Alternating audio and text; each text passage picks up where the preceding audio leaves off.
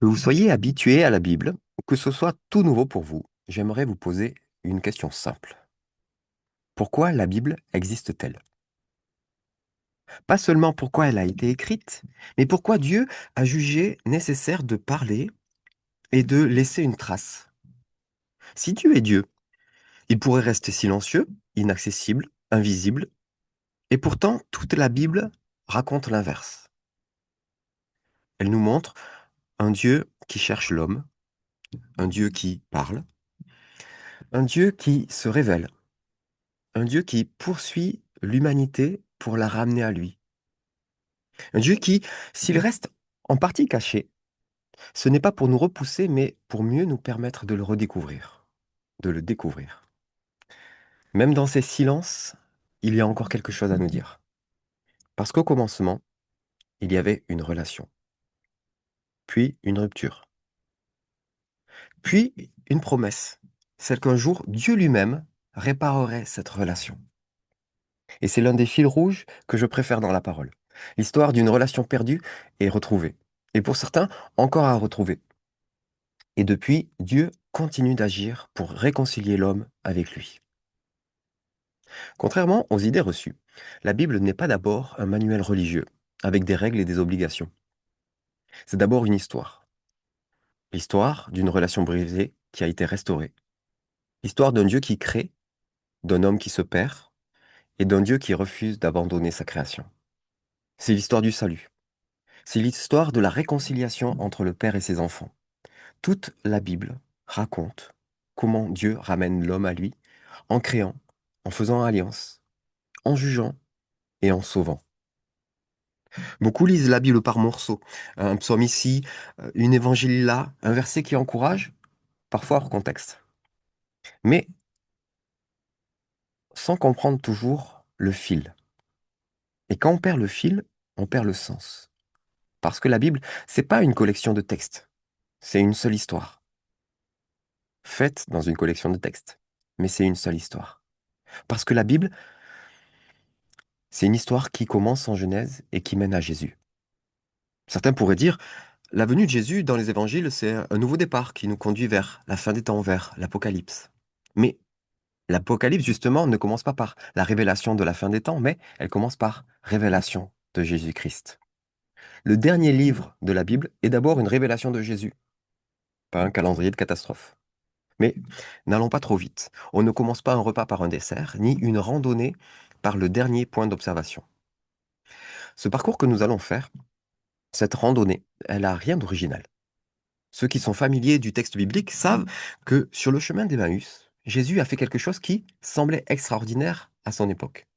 Il a repris toute l'écriture, ce que nous appelons l'Ancien Testament, et il a montré qu'elle parlait de lui.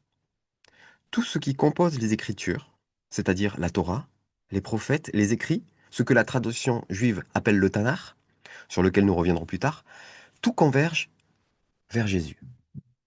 C'est la clé. Sans Jésus, la Bible est un vieux livre sacré. Avec Jésus, la Bible devient un chemin vivant, un chemin de salut. On comprend comment Dieu réconcilie l'homme avec lui. Ce parcours a donc un objectif simple. Pas vous donner seulement des connaissances, mais vous donner envie de vous plonger régulièrement dans ces écritures. Vous donner une vision qui change votre manière de lire la Bible. Et peut-être même votre manière de voir votre propre vie. Voir comment Dieu se révèle au fil du temps, comment il prépare le salut, comment toute l'histoire biblique mène à Christ, comment la croix devient le centre de tout, le centre qui permet que tout redevienne possible, et comment cette histoire nous concerne, vous concerne personnellement. Car la Bible, c'est pas simplement et seulement l'histoire de Dieu avec l'humanité, c'est l'histoire de Dieu qui vient chercher chacun de nous, toi y compris. Dans la lettre, en Éphésiens 3 et verset 11, nous pouvons lire conformément au plan éternel qu'il a accompli en Jésus-Christ notre Seigneur.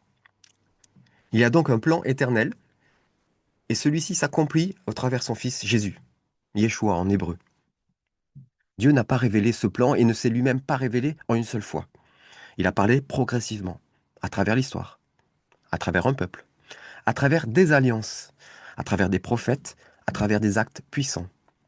et puis finalement à travers son Fils. Yeshua est l'accomplissement. Il est la réponse à la rupture de relation avec Dieu. Il est le chemin vers le Père, il est le centre de toute l'Écriture. Lire la Bible, c'est donc apprendre à reconnaître ce fil, depuis la création jusqu'à la croix, depuis la chute jusqu'au pardon, depuis l'éloignement jusqu'à la réconciliation, depuis les promesses jusqu'à leur accomplissement. Pendant ce parcours, nous allons entrer dans cette histoire.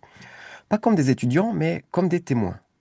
Nous allons apprendre à nous repérer dans les livres, dans les périodes, dans les alliances, dans les prophètes, dans les évangiles, mais surtout nous allons apprendre à voir Dieu à l'œuvre dans le salut.